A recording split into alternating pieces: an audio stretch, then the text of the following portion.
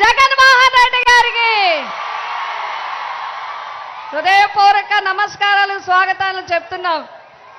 నేను సార్ని ఒక్క మాట అడిగాను ఇందాక, అక్క చెల్లెమ్మలకి ఒక మాట చెప్తా ఉన్నాను. నేను ఒకే ఒక్క మాట సార్, అక్క చెల్లెమ్మల అందరికి మీ అందరికీ నేను చెప్పేది ఒక్కటే, నేను పిఠాపురం నియోజకవర్గంలో పుట్టలేదని నన్ను అవహేళన చేస్తున్నారు, నన్ను అవమానిస్తున్నారు, నన్ను మీకు దూరం చేస్తున్నారు.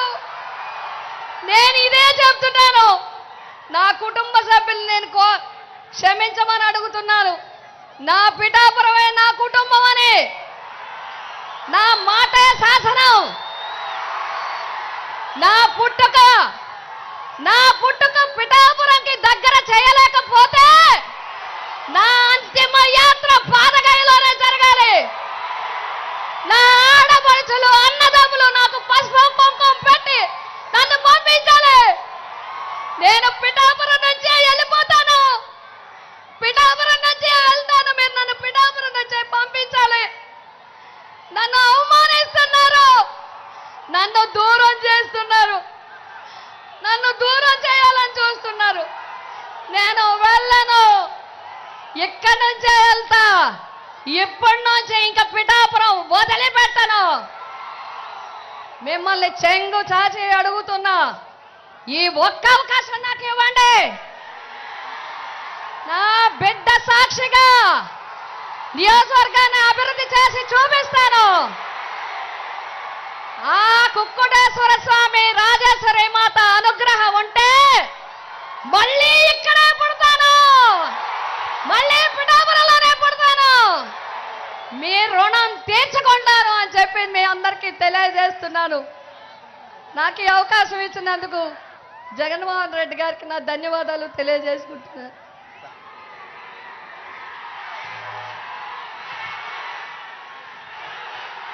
జరిగిన సార్వత్రిక ఎన్నికలలో ఆంధ్రప్రదేశ్ రాష్ట్రంలో పిఠాపురం నియోజకవర్గం కాకినాడ జిల్లాలో వైఎస్ఆర్సీపీ అభ్యర్థులుగా నాకు అవకాశం ఇచ్చారు.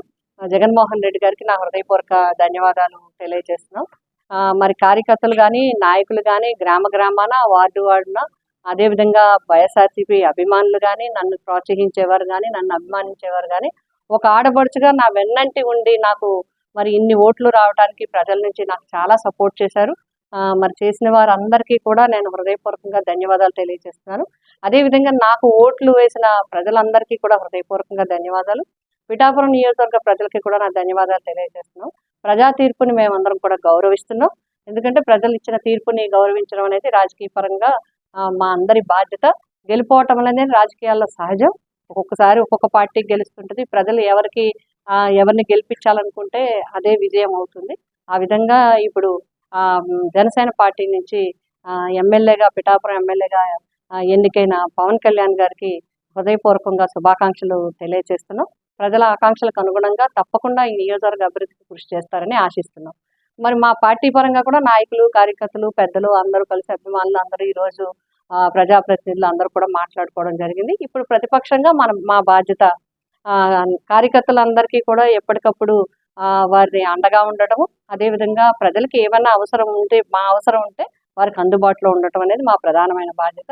ఆ విధంగా మేము ఎప్పుడూ కూడా మా ప్రతిపక్ష బాధ్యతను పోషిస్తూ రాజకీయ నాయకులుగా ఎప్పుడూ ప్రజలకి అందుబాటులో ఉండే విధంగా ఉండటం అనేది మేమందరం కూడా మాట్లాడుకోవడం జరిగింది. రాబోయే భవిష్యత్తు కార్యక్రమాలు, పరిస్థితులు, అక్కడ ఉండే కార్యక్రమాలు బట్టి మేము నిర్ణయించుకుని ముందుకు వెళ్ళటం జరుగుతుంది.